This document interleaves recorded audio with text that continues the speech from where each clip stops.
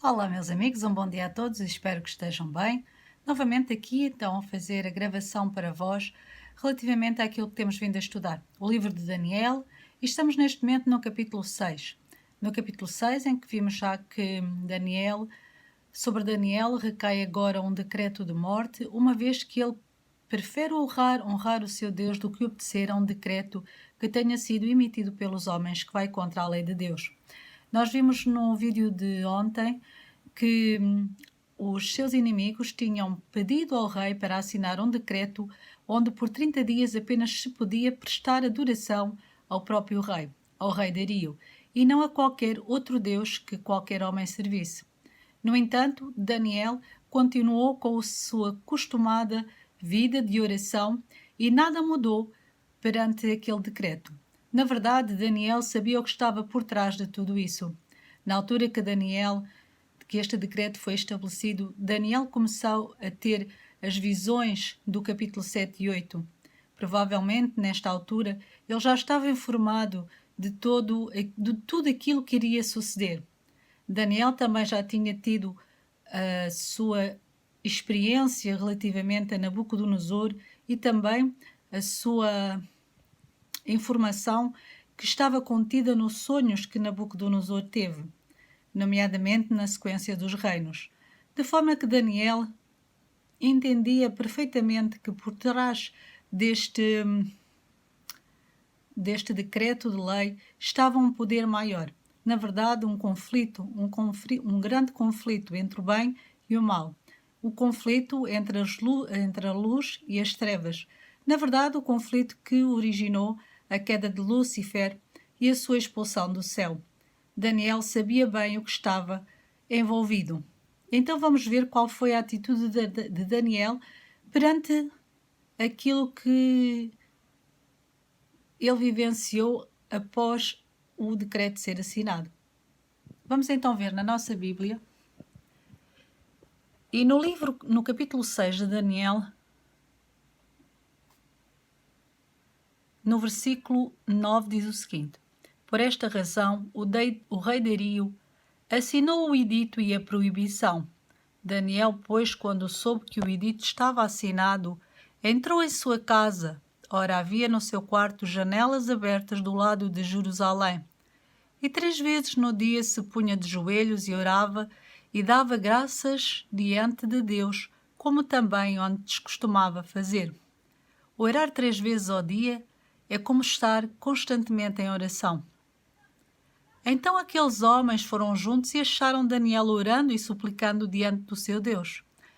Na verdade, como nós dissemos ontem, eles sabiam que apenas aqui poderiam encontrar Daniel a fazer alguma coisa que fosse contra ele, porque eles já tinham procurado achar alguma coisa contra Daniel, algum delito, alguma falha, e não tinham encontrado nada. Após assinarem este decreto, que fosse contra o seu próprio Deus, neste caso a adoração, aí sim eles iam então poder achar alguma coisa. Portanto, isto estava bem arquitetado, este plano, na mente deles. Então se apresentaram ao rei e, a respeito do edito real, disseram-lhe: Porventura não assinaste o edito pelo qual todo homem que fizesse uma petição a qualquer Deus ou a qualquer homem, no espaço de 30 dias e não a ti, ó rei, fosse lançado na cova dos leões? Respondeu o rei, dizendo: Esta palavra é certa, conforme a lei dos medos e dos persas, que não se pode revogar. Então responderam ao rei, dizendo-lhe: Daniel, que é dos filhos dos cativos de Judá, não tem feito caso de ti, ó rei, nem do edito que assinastes, antes 3 vezes por dia faz a sua oração. Temos então aqui Daniel, que, apesar de assinatura do decreto, continua, portanto, a prestar adoração ao seu Deus, não faz nada diferente daquilo que ele já vinha a fazer. Continua então a fazer as suas orações 3 vezes ao dia e faz questão de que vejam que realmente ele continua a fazer as suas orações. É nesta altura que Daniel até entende que terá que fazer mais oração ao seu Deus, porque entende também a gravidade da situação e a gravidade daquilo que lhe está a acontecer. Muitas vezes nós estamos cansados, aflitos, sem ânimo, por dificuldades que nos acontecem na vida ou por situações que nós não compreendemos, e nessas alturas nós culpamos Deus ou afastamos-nos dele. Pois bem, é nessas alturas que nós temos que nos agarrar mais à força do Eterno. É nessa altura que nós temos que nos agarrar mais a Deus, que as nossas orações e os nossos joelhos têm que chegar ao céu e ser dobrados ainda mais. Porque só assim conseguiremos suportar a força que nós necessitamos para poder resistir àquilo que nos está a acontecer. Muitas vezes Deus não permite que nos aconteçam determinadas coisas para que a nossa fé seja fortalecida. Muitas vezes é nas dificuldades que nós nos agarramos mais ao poder divino. Assim como Daniel, nós também temos que ter a certeza que por detrás de tudo aquilo que nos acontece está um Deus maravilhoso que tudo sabe e tudo pode, que nos pode livrar, se Ele quiser, mas que pode também servir-se de nós como testemunho, um testemunho vivo para aqueles que não creem e não acreditam nele. E reparem que Daniel, apesar das circunstâncias, continua então com as suas atividades rotineiras.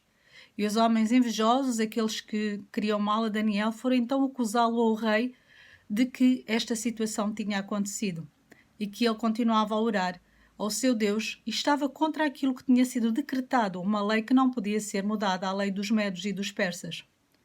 Não era a primeira vez que um decreto destes era assinado. De facto, nós mencionámos ontem num livro de Esther, também foi assinado um decreto, na altura de Esther também foi assinado um decreto dos medos e dos persas para aniquilar o povo de Deus. Também não vai ser a última vez que isto vai acontecer. No final dos tempos, um decreto também será anunciado para que aqueles que estiverem em desacordo com determinada lei aplicada, neste caso, relativamente ao selo de Deus, que é o sábado, também sairá um decreto para que esses adoradores do Deus verdadeiro sejam mortos. Desta forma que nós possamos estar atentos aos tempos, que nós possamos estar atentos às notícias, para que nós também não sejamos enganados e que nós, acima de tudo, tenhamos conhecimento profundo das Sagradas Escrituras, porque elas dizem-nos o passado, dizem-nos o presente e dizem-nos também o futuro. Um bom dia a todos, é o meu desejo para hoje.